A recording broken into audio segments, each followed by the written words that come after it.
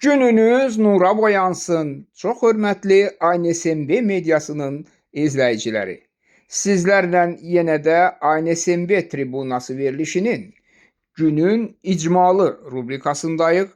Azəri Neytral Sərt Millətseverlər Birliyinin ideoloji katibi Sərraf Azəri bəy mikrofon önündədir. Hörmətli izləyicilər, istərdim ki, öncə sizləri günün xəbər icmalının qısa xülasəsi ilə tanış eləyim, ona görə də anonsları təqdim eləyirəm. Beləliklə, anonslar Ukrayna və Rusiya 9 may ərəfəsində real vəziyyətin şərhi. Bugün Otardənlindəndə nə baş verdi? Faktın təfərrüatları barədə ANSMB tribunasından danışılacaq. Friedrich Merz hara və niyə getdi? Kanslerin ilk səfərinin ünvanı ANSMB tribunasından açıqlanacaq. Belarusiyada parad ərəfəsində əfv edilənlər kimlərdir? Onlar haqqında ANSMB tribunasından danışılacaq. Qarışqa oğruları nə məqsəd güdürdülər? Kenya məhkəməsinin qərarı ANSMB tribunasından elan ediləcək. Dünyanın sonuna neçə gün qalır? Hadisənin təfərrüatları ANSMB tribunasından söyləniləcək. İlham Əliyevin qələbə paradına getməməsinə səbəb nə olub? Faktın şərhi ANSMB tribunasından veriləcək.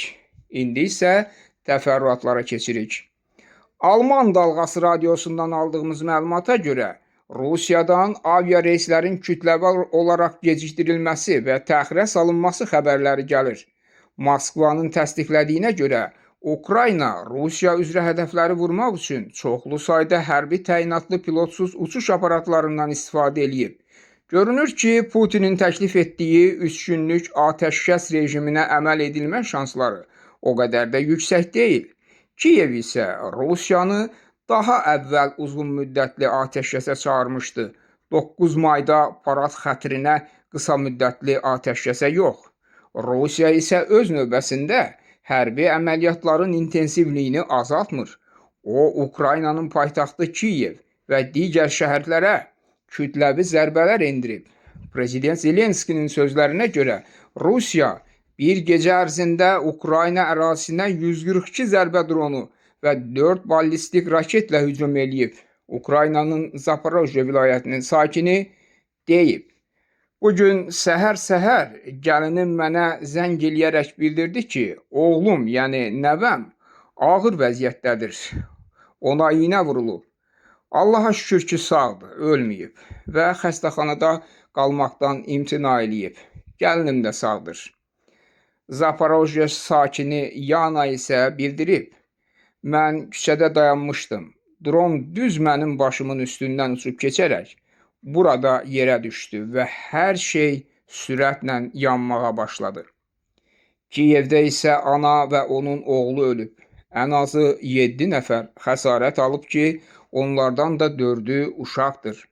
Rusiya Müdafiə Nazirliyindən isə bildirilib ki, Moskva, Kaluga və Tula vilayətlərində Ukraynanın 13 zərbə dronunun hücumu dəf edilib. Nəticələri isə sərnişinlər həm yerdə, həm də göydə hiss eləyiblər. Bir neçə saat müddətinə paytaxt Moskvanın Vnukova, Domodedovo və digər hava limanları bağlanılıb. Ümumilikdə 350 hava reysi ya təxirə salınıb və yaxud da gecikdirilib. 60 minə yaxın sərnişin qeyri-müəyyən vəziyyətə düşüb. Reyslərdən bir neçəsi əvvəl Moskvaya uçuş eləyib, sonra isə əks istiqamətə geri qayıdıb. Digərləri isə Kazan və ya Sankt-Peterburqa istiqamət götürüb. Pobeda aviaşirkəti öz reyslərindən birini 13 saatdan artıq müddətə ləngidib və reyslərin birləşdiriləcəyi yaxud hamısının təxirə salınacağı barədə xəbərdarlıq eləyib. Qeyd eləyək ki, faşizm üzərində qələbənin 80 illiyinə həsr olunmuş təntənəli tədbirlərdə iştirak eləmək üçün Rusiyaya səfər eləyən Serbiya prezidenti Aleksandr Vučićin təyyarəsi də Ukrayna dronlarından gözlənilən təhlükə səbəbindən Bakıya məcburi eniş eləyib. Hörmətli izləyicilərimiz, növbəti xəbərimiz Almaniyadan gəlib, onu təqdim eləyirik. Almaniyada bugün, yəni mayın 8-də Avropada müharibənin sona çatması günü qeyd olunub.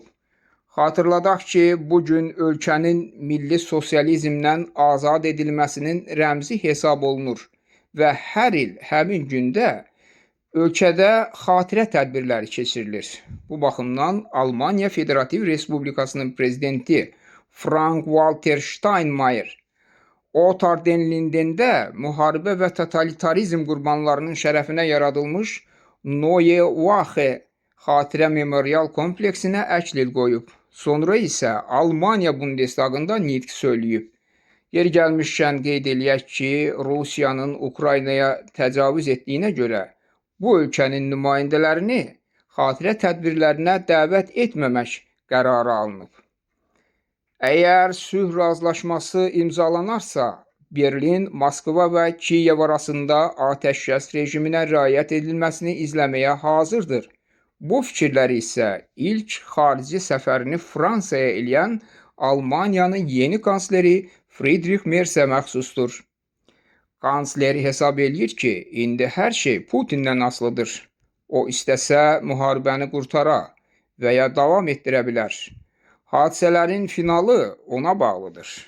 Bununla bahəm Merz onu da bildirib ki, Rusiya ilə sülh razılaşması imzalanmadan Ukraynanın təhlükəsizliyinə zəmanət barədə danışmaq hələ tezdir. Kansler Kiyevə səfər edəcəyini də bildirib. Növbəti məlumatımızsa Belarusiya ilə bağlıdır. İndi onu təqdim eləyirəm. Belarusiya prezidenti Aleksandr Lukashenko paradda iştirak eləmək üçün Moskvaya uçmazdan əvvəl özünün dəmir barmaqlıqlar arxasına saldırdığı 42 nəfəri əfv eləmək qərarına gəlib. Ölkənin müxalif kəsiminin verdiyi məlumata görə ekstremizm, ölkə rəhbərliyini tənqid etmə, etiraz aksiyası keçirmə kimi bəhanələrlə həbs edilmiş 18 qadın və 24 kişi nəhayət ki azadlığa çıxa bilib. Qeyd eləyək ki, azadlığa çıxan həmin məhbusların 13-də xroniki xəstəliklər var. Biri isə şikəstdir. Hətta onların içərisində yetkinlik yaşına çatmayan uşaqlar da var. 10 nəfərinin yaşı isə 50-dən yuxarıdır. Növbəti məlumatımız Kenyadan gəlib, indi onu təqdim eləyirik. Kenyada iri Afrika qarışqalarını qaçaqmalçılıq yolu ilə ölkədən çıxarıb satmağa cəhd edən şəxslər xüsusi təhlükəli cinayətkar adı altında məhkəmədə mühakimə ediliblər. Həmin cinayətkarların tərkibi 4 nəfər gənc oğlandan ibarətdir ki, onların da ikisi Belçikada olan turistlərdir. Təqsirləndirilən şəxslər 5000-dən çox iri biçinçi Afrika qarışqasını ölkənin hüdudlarından kənara çıxarmaq məqsədi ilə biznes plan qursalar da sevdaları baş tutmayıb. Gəncləri ölkənin milli parkında qarışqaları qanunsuz olaraq toplayarkən həbs eləyiblər. Məlum olub ki, onlar həmin iri biçinçi qarışqaları Avropa və ya Asiyaya aparıb, orada adi qarışqa terrariumlarında istifadə etmək məqsədi ilə alan şəxslərə satmaq istəyiblər. Kenya prokuroru iri biçinçi qarışqaları $9300 məbləğində dəyərləndirib. Halbuki Avropa bazarında onların dəyəri 1 milyona qədərdir. Hakimlər hesab ediblər ki, ölkənin bu sərvətinin onun hüdudlarından kənara çıxarılması bioloji müxtəlifliyə ziyan vura, ekoloji fəlakətə yol aça və ölkəni iqtisadi səmərədən məhrum edə bilər. Təqsirləndirilən şəxslər özlərini təqsirli biliblər, ancaq söyləyiblər ki, qaçaqmalçı deyillər. Güya qarışqaları özləri üçün yığıblar, satmaq üçün yox. Məhkəmə buna inanmayıb və təqsirləndirilən şəxslərə $8000 məbləğində cərimə cəzası tətbiq eləyərək bildirib ki, əgər müttəhimlərin buna imkanı yoxdursa və yaxud ödənişə razı deyillərsə, o zaman məhbəsə salınaraq 12 ay müddətində orada cəza çəkməlidirlər. O da xatırladılıb ki, təqsirləndirilən şəxslərin qərardan şikayət etmək üçün 14 gün vaxtı var. Daha bir informasiyamız var, hörmətli izləyicilər. İndi o informasiyanı sizlərə təqdim edirik. Dünyanın sonu çatıb. Keçmiş SSR-yə məxsus Kosmos 482 adlı planetlər arası stansiya yerə yaxınlaşır. O nəzarətsiz bir şəkildə düşməkdədir və 9 maydan 14 mayadək olan müddət ərzində atmosferə çatacaq. Xatırladaq ki, bu 1972-ci ildə Venera planetinə buraxılsa da, yerin orbitində ilişib qalmış daimi modul stansiyasıdır. Onun dəqiq düşəcəyi məkan hələ ki məlum deyil. Aparat orbit üzrə 52 dərəcə meyilliliklə hərəkət eləyir.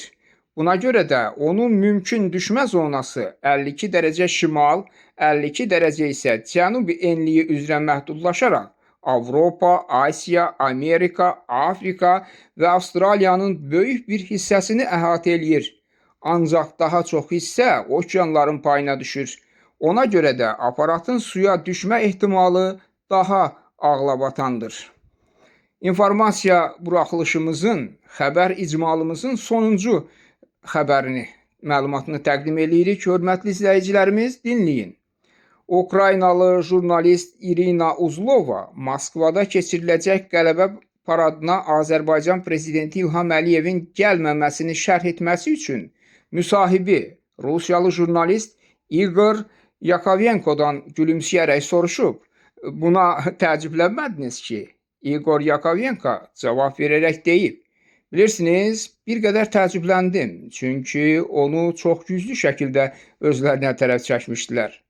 Matviyenkonu elçi salmışdılar. Açıq desək, Putin özünün ən çox güvəndiyi bir adamı onun yanına yollamışdı. O isə prezidentlə iş aparmışdı. Bu hələ mart ayında olmuşdu. Sonra isə Azərbaycan parlamentinin sədrini dostluq ordeni ilə təltif etmişdilər. Kompensasiya barədə danışıqlar aparmışdılar. Yəni problem bəlli idi. Çeçenistan üzərində Azərbaycan təyyarəsini vurmuşdular. Deyək ki, Əliyev küsmüşdü, üzr istənilməsini tələb etmişdi. Putin isə üzr istəməmişdi. Ancaq uzun müddət Əliyevlə məsafədən iş aparmışdılar. Necə deyərlər, isti-isti yaltaqlanmışdılar və Əliyevi razı salmışdılar. Ancaq gözlənilən olmadı. Nə baş verdiyini əslində mən bilmirəm. Gərək hər halda vəziyyət barədə ayıq başla mülahizə yürüdək. Görünənsə odur ki, artıq Əliyev qərara gəlib ki, təcavüzkarın tərəfində çox da möhkəm dayanmağa dəyməz.